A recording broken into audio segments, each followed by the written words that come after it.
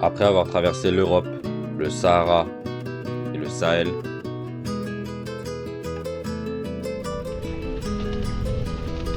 je vais maintenant traverser à vélo l'une des régions les plus hostiles du monde.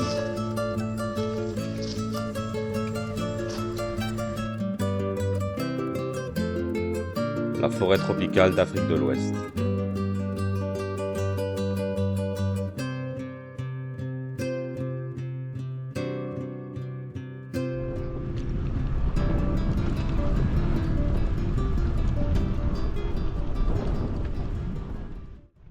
La Guinée-Bissau est un petit pays dans lequel on parle créole portugais. C'est un des pays les moins visités au monde et c'est très pauvre aussi, c'est pour ça.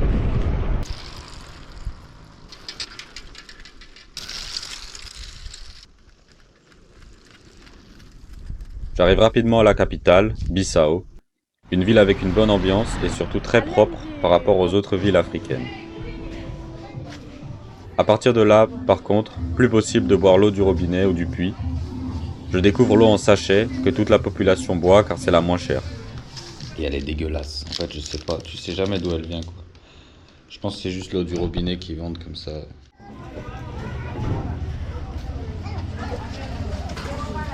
Là j'ai pris une petite chambre à 10 balles pour recharger mes batteries et tout, mais il n'y a pas d'électricité. Comme j'ai dit, dans tout le village. Les gens n'avaient pas accès à l'électricité jusqu'à il y a quelques années. C'est la Turquie qui fournit le pays en électricité. En quittant la capitale, je rencontre Paul et son chien Georges. Ils sont eux aussi partis de Toulouse et ont fait le même trajet que moi, mais à Vespa. À partir de maintenant, on décide de faire le trajet ensemble. La journée, on avance chacun à notre rythme. Et le soir, on essaye de se retrouver pour bivouaquer. Georges, il nous a protégés toute la nuit.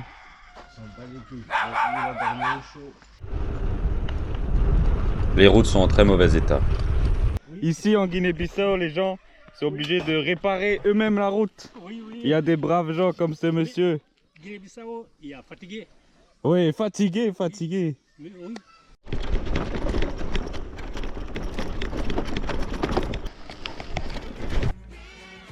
Dès que je passe par un village, j'attire vraiment l'attention de tout le monde. Les enfants courent vers moi en criant Blanco, ce qui signifie le blanc en portugais.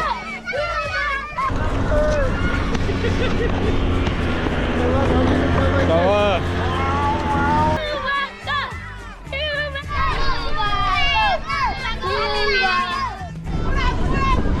Parfois, ils courent vite.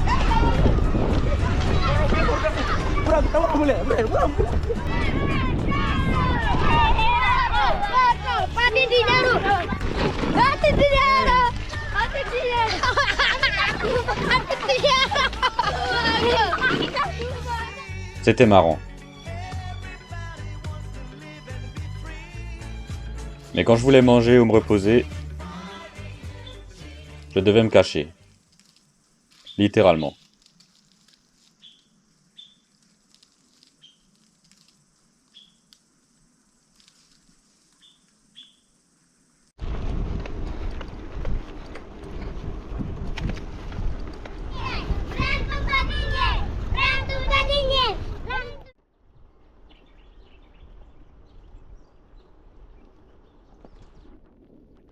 L'économie entière du pays tourne autour de la noix de cajou.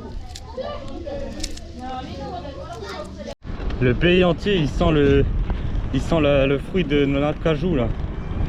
Ça sent un peu comme la pomme fermentée, genre du cidre. Donc voilà, les noix de cajou, c'est ça. Donc ça, c'est la noix de cajou et ça, c'est le fruit que moi j'ai trouvé dégueulasse. Mais donc là, il y a la noix de cajou quoi. Et il y en a vraiment à perte de vue. Tout ça, en fait, c'est des noix de cajou.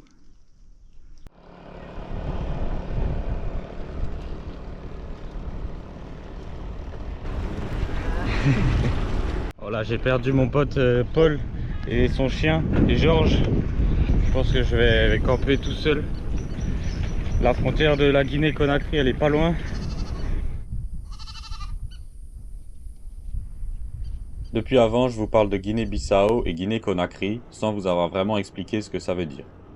Guinée est un terme qui a été utilisé à l'époque par les populations du Maghreb pour désigner les populations subsahariennes. En Afrique, il y a 3 pays qui contiennent le nom Guinée. Il y a la Guinée-Bissau, ancienne colonie portugaise où je suis actuellement. Juste à côté, la Guinée, qu'on appelle aussi Guinée-Conakry. C'est une ancienne colonie française et c'est vers elle que je me dirige. Enfin, beaucoup plus au sud, qui ne m'intéresse pas pour l'instant, il y a la Guinée équatoriale, ancienne colonie espagnole.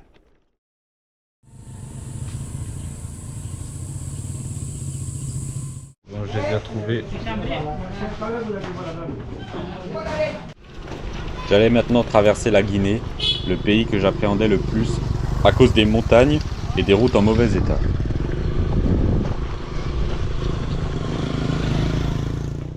La vraie montagne depuis le Maroc se rend ici en Guinée. Ça va être dur. J'espère que les routes de montagne elles sont mieux que ça.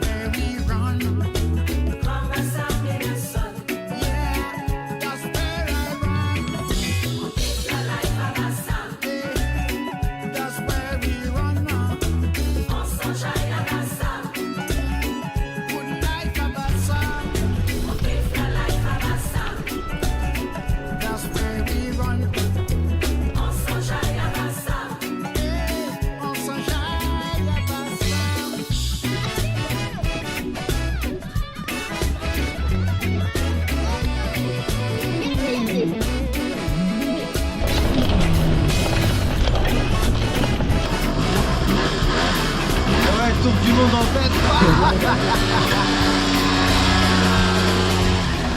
Pour faire d'épaule, c'était facile de se retrouver même sans téléphone. Je demandais aux gens s'ils avaient vu un gars sur un scooter avec un chien et lui demandait s'ils avaient vu un blanc à vélo.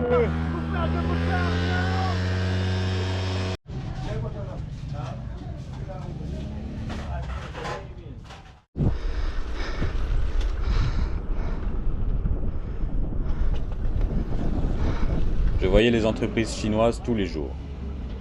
La Chine travaille sur la rénovation des routes en Guinée en échange de l'exploitation des ressources naturelles. Ils ont également installé la télévision satellite dans la plupart des villages. Voilà la route jusqu'à la baie sur 300 km. Elle a été goudronnée je crois l'année dernière ou bien il y a 2 ans. Comme partout en Afrique, il y a les Chinois qui investissent.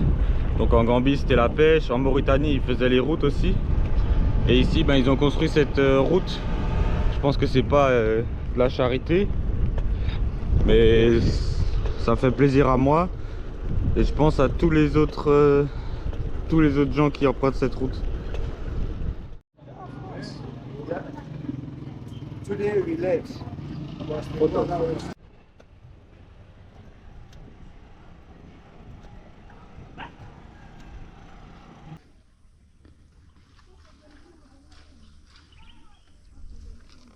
Finally, 2 cyclists. Pendant quelques jours, en plus de Paul, je fais la route avec Liam, Hello. un autre cycliste venu d'Irlande. Ensemble, on fait la journée la plus dure du voyage dans la région de Fouta. 30 km de route sont encore en chantier, malheureusement pour moi. Aujourd'hui, je vais être couvert de cette terre rouge et de sueur.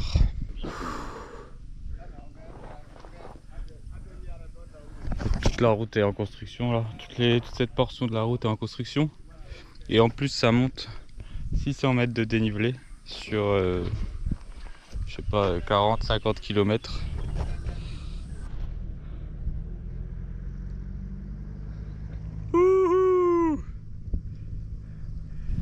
J'ai jamais autant transpiré de ma vie. Mon vélo là.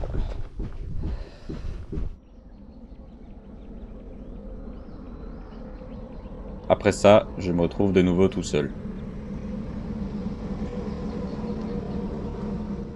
Le problème avec Paul, c'est que vu qu'il a pas de téléphone et qu'on n'avance pas au même rythme, bah on fait que de se perdre. Depuis hier soir, je l'ai perdu là. Et j'espère le recroiser sur la route. Bonjour, ça va? Bon, d'après Google, je peux pas rouler plus de 20 km avec un rayon pété. Là, j'ai 2 rayons pétés. J'ai dû faire au moins 500 km. Et j'ai pas trouvé de magasin. En Guinée, il n'y a pas trop de magasins de vélo. La roue arrière, elle a tout le poids de ça. Donc elle est plus... Là, elle doit être voilée, là. Je pense la roue est voilée. Mais bon, ça roule, donc ça va.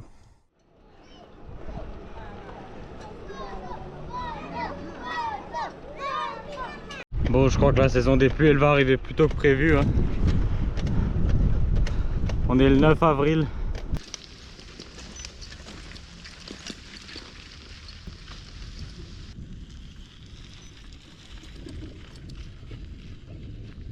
Oh là, je mange une vraie pluie tropicale. Hein. Moi, ça nettoie mon vélo.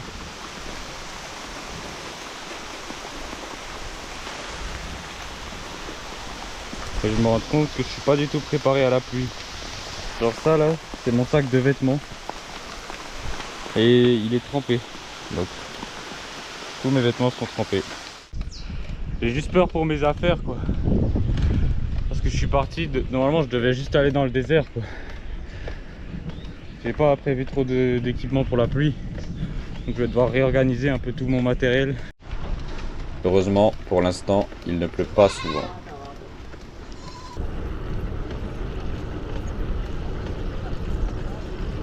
Dentiste, si t'as mal aux dents.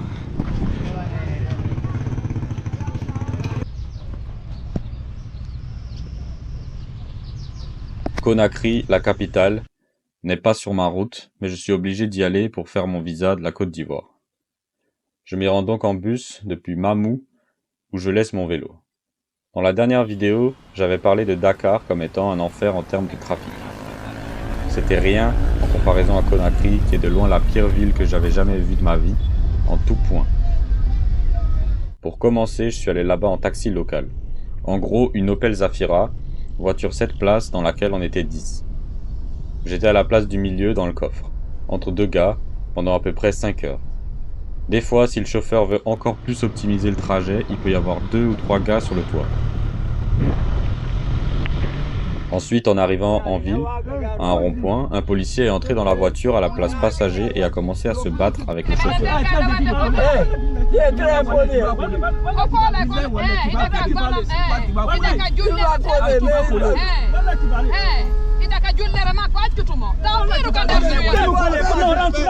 Puis plein de policiers sont arrivés en lui réclamant de l'argent, en inventant des trucs comme les vitres teintées sont interdites. En gros, ils voulaient un pot de vin. Ça a duré plus de 2 heures.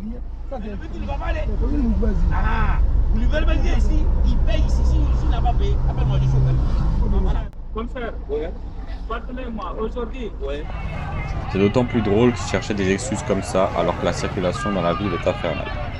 Il n'y a aucune règle. On s'y déplace principalement en moto-taxi. La ville était incroyablement sale. J'ai vu plusieurs bagarres au milieu de la rue. C'est pas étonnant.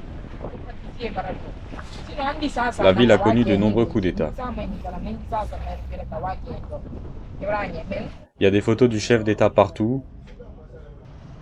Je me croyais en Corée du Nord. Le seul point positif de la ville, c'est qu'on peut y prendre facilement un bateau pour partir sur une magnifique île, un peu plus loin, et enfin pouvoir respirer autre chose que la puanteur. Je suis arrivé à Conakry, j'ai pu faire tout ce qu'il fallait faire. C'est vraiment une ville difficile. Le trafic c'est encore pire que Dakar, mais ça va, j'ai survécu. Et voilà la ville. J'ai pas vu l'océan depuis le Sénégal et je le reverrai pas jusqu'à Abidjan. Donc là je profite, en plus le soleil se couche.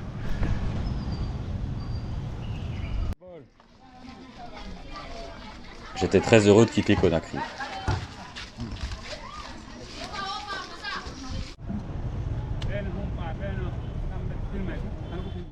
Par contre là, les vrais problèmes avec mon vélo ont commencé. J'ai enfin pu faire remplacer ma roue. Grâce à l'aide de mes hôtes qui m'ont hébergé, ils m'ont emmené chez un mécanicien de vélo en Guinée, c'est super rare. Et donc il m'a remplacé ma roue. Mais par contre la cassette, il a fallu la changer aussi. Donc celle-là, elle a que 6 vitesses au lieu des 8 que j'avais avant. Donc mon vélo, il est moins performant. J'imagine pas les gens qui vivent ici, leur voiture, leur moto et tout. C'est pour ça qu'il y a tellement de mécanos ici. C'est parce que leurs véhicules ils sont tout le temps en train de péter, parce que les routes elles sont tout le temps merdiques. Genre c'est chaud.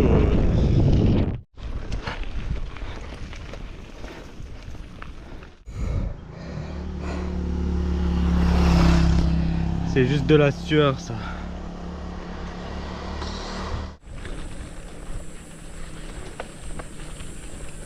Vraiment c'est le pire pays pour le vélo, je suis en train de me gaver en fait là. Il y a de nouveau un rayon qui a pété. J'ai fait même pas 200 bornes avec la nouvelle roue, le rayon il pète déjà, les routes elles sont merdiques. En fait mon vélo il est en train de se défoncer là, il est pas fait pour tenir sur ces routes. Bon, pour la 3e fois de la journée, on répare la chambre à air. 1, 2, 3. La colle est en train de sécher.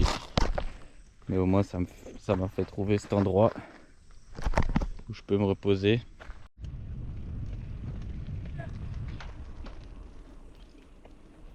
Ok, à ma droite, derrière ces montagnes à environ 20 km, il y a le Sierra Leone. Je vais longer la frontière pendant 1 ou 2 jours. C'est un pays que je vais pas visiter, mais c'est pas plus. Actuellement, c'est pas très dangereux, c'est juste une question d'argent. J'ai pas envie d'avoir encore des visas, de changer de monnaie et tout. Mais c'est un pays qui a quand même été en guerre très longtemps, guerre civile, qui était ravagé par la drogue. Et je parle de drogue vraiment, des trucs, ce truc, le kush qu'ils exportent partout en Afrique, qui apparemment s'est fait à base d'eau humain. Donc voilà, ils amputaient des gens, j'ai entendu des choses vraiment horribles là-bas. Il y a beaucoup de réfugiés du Sierra Leone ici en Guinée.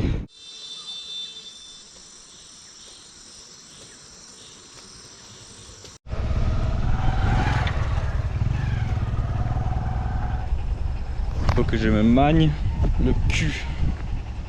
Vu la couleur du ciel, j'ai pas beaucoup de temps.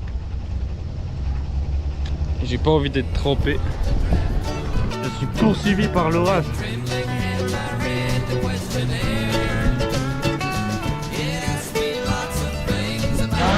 2 minutes plus tard.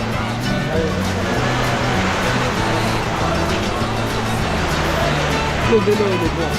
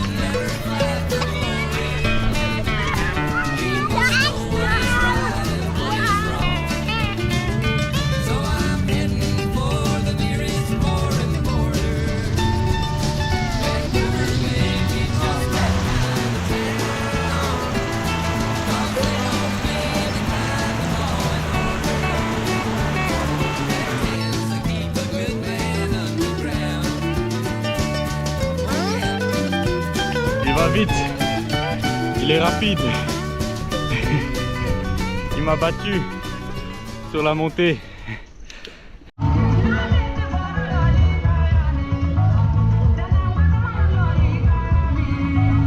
Donc là c'est la Guinée forestière, là où il y a le fleuve Niger qui prend sa source, le troisième plus grand fleuve d'Afrique, le plus grand fleuve d'Afrique de l'Ouest, et il se jette dans le golfe de Guinée au Nigeria. C'est un peu compliqué, je vais mettre une carte, mais donc c'est un immense fleuve et il prend sa source ici, donc je vais voir la source là. Voilà le fleuve Niger, pas très impressionnant vu comme ça.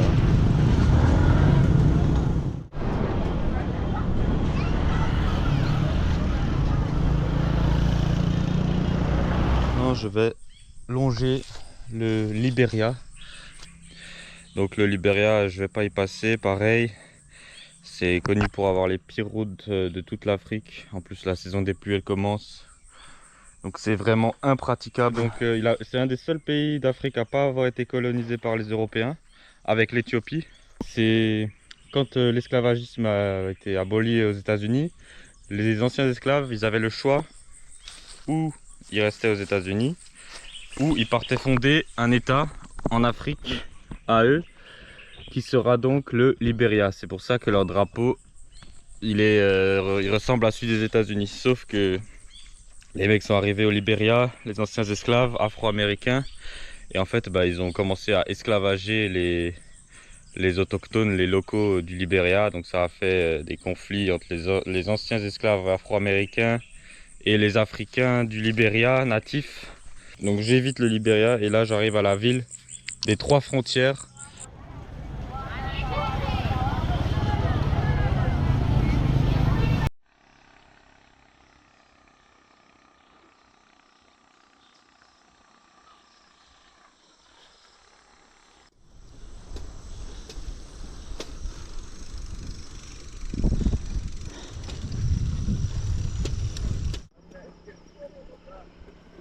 Je quitte la Guinée.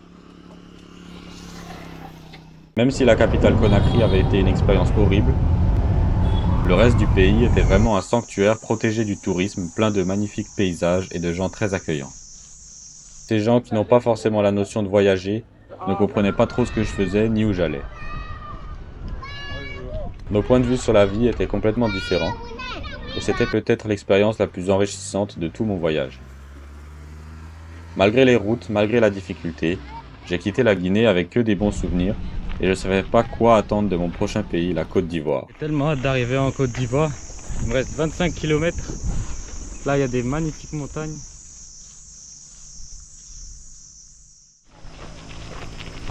Au revoir la Guinée. Je laisse cette route derrière moi. Le pont sépare les deux pays.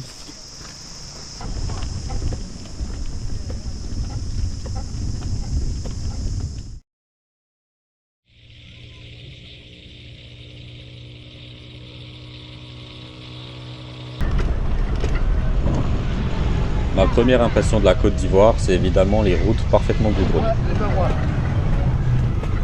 Sur la Côte d'Ivoire, le pays de Didier Drogba, Caris et les Magic System.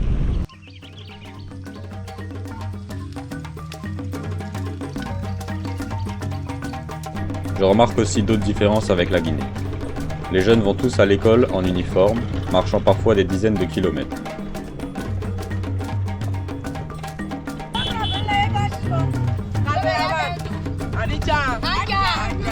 Ils sont un peu moins surpris de me voir qu'en Guinée.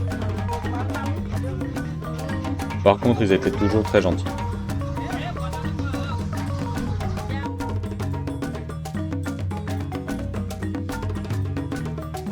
Et ils vont moins me faire remarquer que je suis blanc. Maintenant, je me rends compte que ça sert à rien de me le rappeler toutes les 5 minutes. C'est le nouveau fruit que j'ai jamais vu. Soussou. On appelle ça soussou. Je crois en français c'est corossol. La première ville de Côte d'Ivoire s'appelle Mans, entourée de montagnes. Là-bas, j'ai enfin retrouvé Paul et son chien Georges. Ouais. Ça va? Ah, ça a été? Ouais, ça va. Au calme.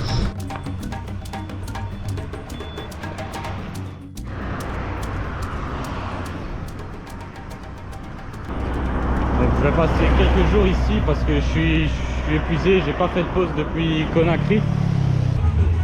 J'ai d'abord fait réparer mon vélo.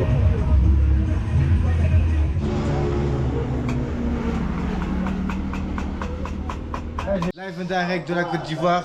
Voilà, on est arrivé Donc on est arrivé sous les cocotiers. sous les cocotiers ici, après des milliards de kilomètres. Le soir, on tournait en ville pour chercher à manger. La cuisine ivoirienne est délicieuse. Attiéké,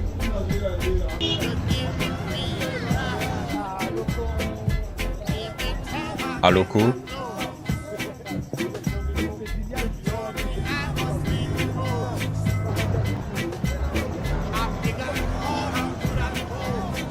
et tous les fruits et légumes imaginables.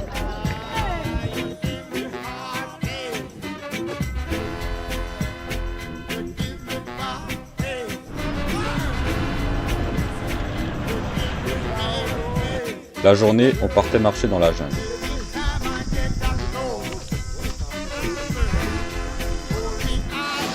Alors, qu'est-ce que tu fais, Morel?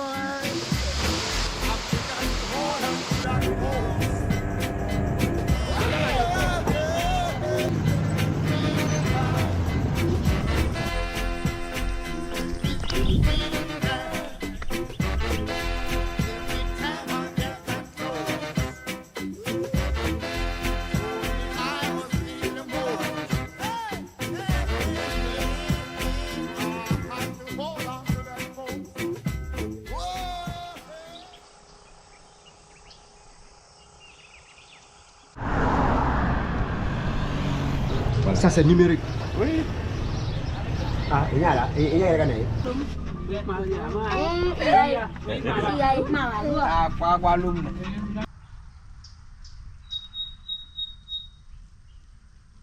Bon, je me fous un peu de la gueule du monde là de dire ça, mais les routes de Guinée me manquent un peu.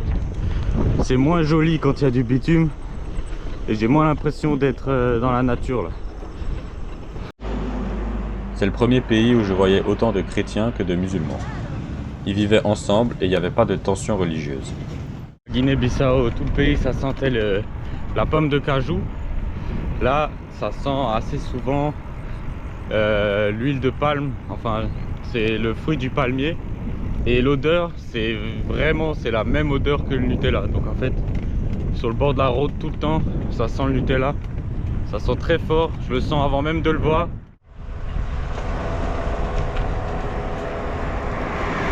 Cette forêt, c'est le parc national du Taï. Donc Nico Mathieu a fait une vidéo dedans. C'est la dernière forêt primaire d'Afrique de l'Ouest. Elle est juste ici. Je peux pas y aller avec le vélo.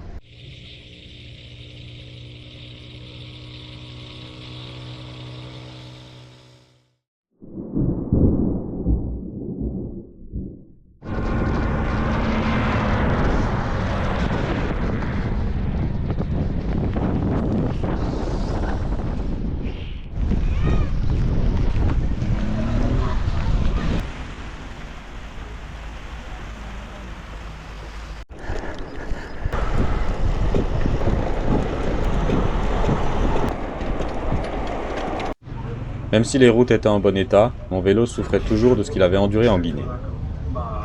Il était moins performant et c'était plus difficile pour moi de pédaler.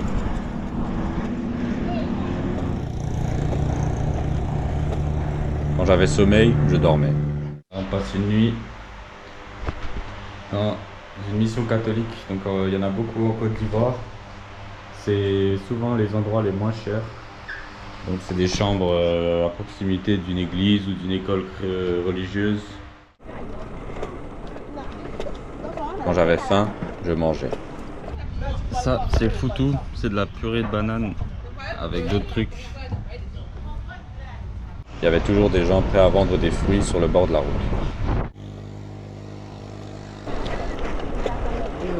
Là-haut en Guinée, une bouteille d'eau, ça coûtait 70 centimes. Ici, ça coûte 15 centimes. Et quand tu bois 6 litres d'eau par jour et que le SMIC, c'est 100 €, donc en Guinée, l'eau, les gens ils buvaient de l'eau sale, l'eau du puits ou l'eau filtrée en sachet. Ici, les gens ils boivent de la vraie eau minérale. Ce que j'ai remarqué aussi, c'est un grand producteur de cacao. et de café, la Côte d'Ivoire. Pourtant, ça change pas par rapport aux autres pays d'Afrique qui boivent tous autant du Nescafé, café instantané, donc ce qui est dégueulasse. Je pense que la plupart du café il est destiné à être exporté quoi.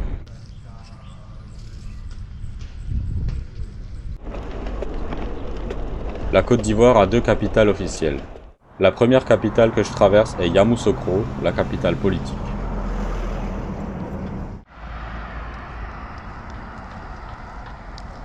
C'est une des plus belles cathédrales que j'ai pu voir. Et elle a été construite en seulement 3 ans, donc c'est assez impressionnant. Elle a été inaugurée par le pape Jean-Paul II en 90. Donc toute la propriété là appartient au Vatican en fait. C'est pour ça qu'il y a des drapeaux du Vatican à l'entrée.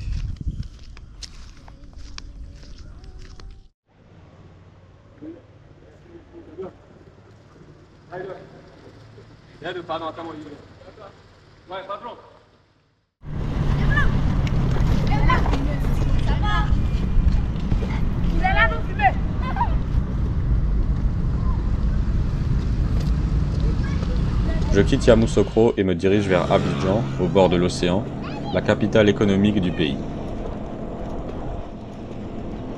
Là il y a le moyeu qui a pété. Il y a un jeu au niveau de la roue. Donc voilà, c'est un moyeu que j'avais acheté en Guinée. Vraiment depuis que je suis en Guinée, il n'y a pas eu un jour où j'ai pas eu un problème avec mon vélo. Là c'est le pire problème que j'ai jamais eu. Je peux pas aller au-dessus de 10 km/h. Il me reste 200 km jusqu'à Abidjan, je sais pas comment je vais faire. Et voilà le bruit que ça fait. Ça va être long. Bah, ça va être du 10 km/h comme ça, à m'arrêter assez souvent pour serrer en fait la roue. Parce qu'en fait je suis parti avec un vélo européen vraiment. En fait la roue elle est trop grande, donc toutes les pièces c'est galère à trouver.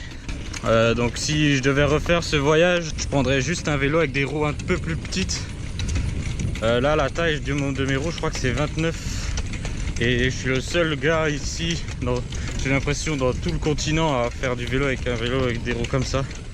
En plus, plus les roues sont grandes, plus les rayons ils pètent facilement.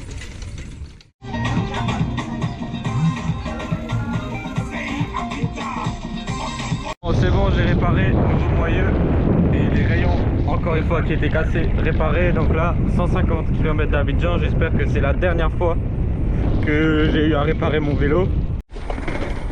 Voilà, à vélo. Yeah.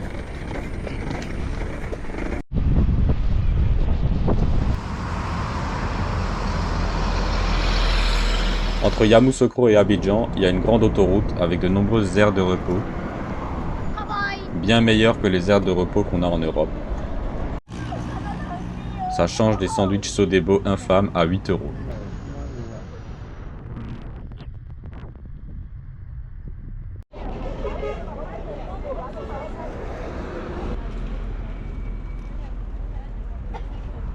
Bon, ça y est, je me rapproche d'Abidjan. Ça commence à être le bordel. Enfin, après 7 mois de route, on arrive à Abidjan.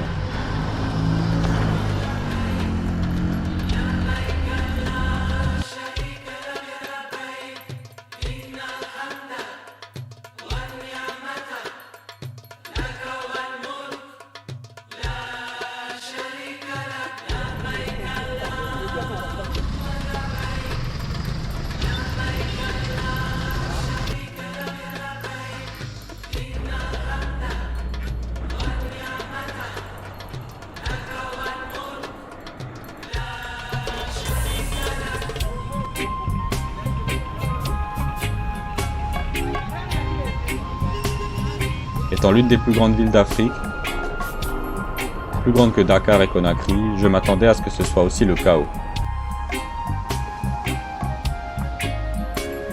En fait, c'est une ville très moderne et j'ai pu y circuler facilement.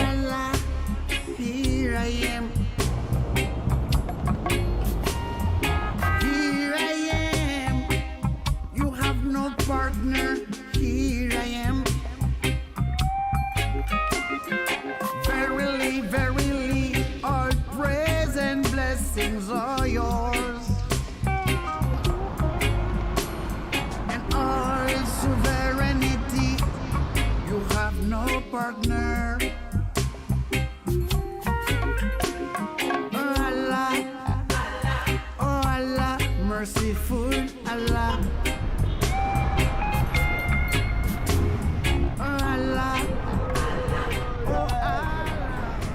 c'est Abidjan, direction la frontière avec le Ghana. Ouais, Abidjan c'est très propre comparé aux autres villes que j'ai pu voir. Il y a des grands gratte-ciel, c'est très organisé, le trafic c'est quand même pas mal. La frontière du Ghana c'est vraiment tout près, je vais dans une ville qui s'appelle Aseni. Et là-bas, donc il y a des bateaux qui peuvent emmener jusqu'au Ghana.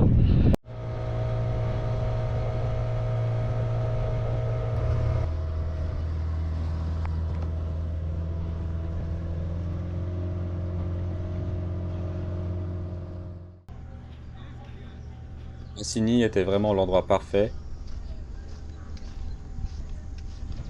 dont je n'aurais jamais voulu partir.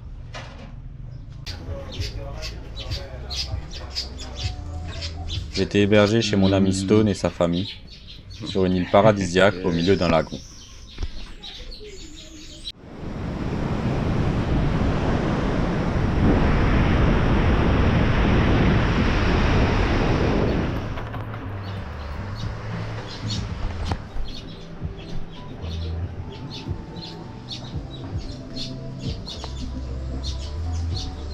Ouais, donc là je suis sur une île à la frontière du Ghana.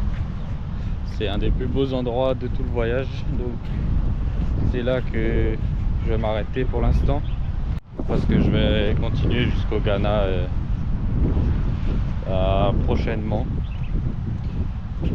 et ensuite Togo, Bénin, Nigeria, Cameroun et qui sait jusqu'à où.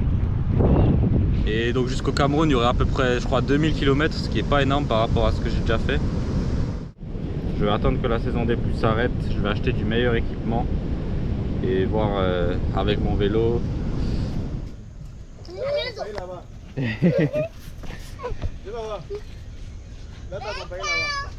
Bonjour, bonjour.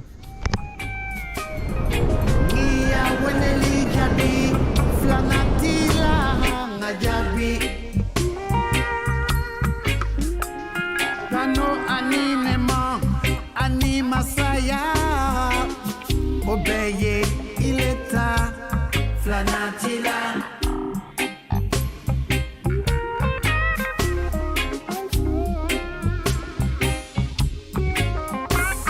Oh Allah, oh Allah, masala. Oh Allah, oh Allah, ngo flanatila.